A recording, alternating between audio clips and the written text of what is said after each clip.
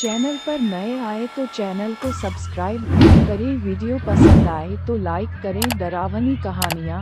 अंधविश्वास की मायाजाल में फंसा एक परिवार। भारत में इस देश है जहाँ पे आप भरोसा करें या न करें, लेकिन लोग आपको उसके सकंजे में लेके ही जाते हैं। यहाँ पे किसी की भी कभी भी ना कभी अंधविश्वास के कारण बलि चढ़ जाती है, और इस बात का शिकार बना है मध्य प्रदेश के रहने वाले बृजलाल चोपड़ा। उसका बीमार पुत्र ठीक होता ही नहीं था और परिवार वालों को ऐसा लगता था कि उनके बेटे के ऊपर कोई काली शक्तियां घूम रही है। वो लोग उनके बेटे को पास में रखते हुए एक कबीला के पास लेके गए, जहाँ पे काले जादू से कुछ भी कर सकते हैं। लेकिन वहाँ पे जो बना हो सुनकर आपके होश उड़ जाएंगे। कबीला के सरदार का नाम पार्वती था। वहाँ पे उनके साथियों ने ऐसी काले जादू की झाल बिछाई जहाँ से बृजलाल, उनकी पत्नी और उनका 10 साल का बेटा उसमें से बाहर ही नहीं आ पाए। बृजलाल अभी तो अपने पुत्र को लेके कबीला में पहुँचे ही थी कि वहाँ पे हाजिर सभी ने बृजलाल को जादूगर कह के उसको घेर लिया।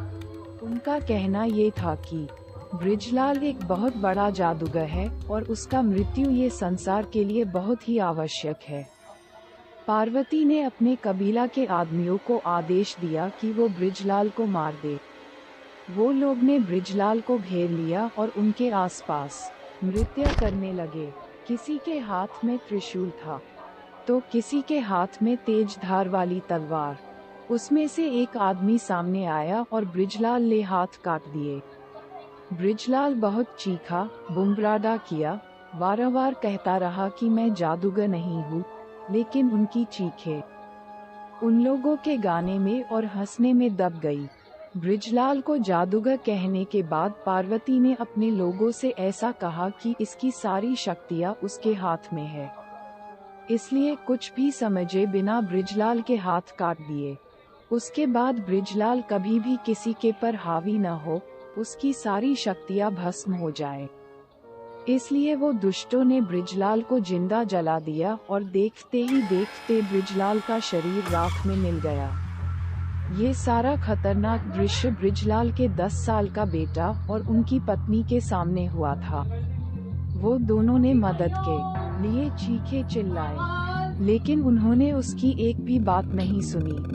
ये सारी घटना को अंजाम देने के बाद उन्होंने बृजलाल की पत्नी और बेटे को जाने की अनुमति दे दी और उन्होंने एक चेतावनी दी कि अगर इसके बारे में किसी को भी कुछ भी कहेंगे तो उसका अंजाम बहुत ही बुरा होगा। अपने पति की मौत और पूरे परिवार को खत्म होता देख सुषमा पूरी रात पुलिस स्टेशन के चक्कर काटती रही। माँ पुत्र ने सारी बातें पुलिस को बताई कि किस तरीके से वो डाकन ने उनके पति को जिंदा जला दिया। फिलहाल लखनऊ की पूरी जमात और उनके सरदार पार्वती सहित पुलिस ने सबकी धरपकड़ कर ली और सुनने में आया है कि बहुत जल्द उन लोगों को मौत की सजा होगी। कानून इस घटना को किस तरीके से अंजाम देगी वो तो समय ही बताएगा, लेकिन इस घटना ने एक बहुत ही बड़ा सवाल खड़ा कर दिया है कि क्या सही में भारत में काला जादू होता है, और अगर होता भी है तो किस कारण से होता है। ऐसे ही हर रोज कोई निर्दोष की बलि चढ़ेगी। बहुत सारे सवाल है, लेकिन जवाब ढूंढना बहुत ही मुश्किल है।